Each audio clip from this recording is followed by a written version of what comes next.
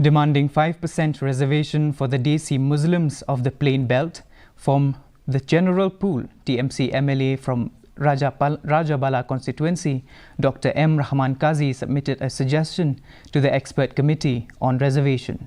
Dr. Kazi, on his suggestion, mentioned about the ancestral details of the Muslim population residing there since 1600 AD.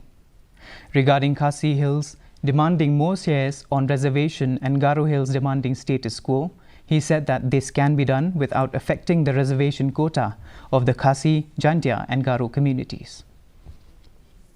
The main issue that is happening is what is the origination of the people of the plain belt area. So I tried to highlight that. Basically, if we go to the ancient history, if we go way back in 1600 AD, so we can see that those plain belt people are there on or before 1600 AD also. History is suggesting that during Mughal era, if you are aware of that Mirjumula, it is near Ampati, near Mahendraganj, near Mankachar. His graveyard is still there. So all these things are suggestive that the Muslims of that plain belt area, they are not a migrant from anywhere. Basically, they are living there since the creation of the place, before Meghalaya was born, during undivided Assam also, and prior to that during Mughal era also.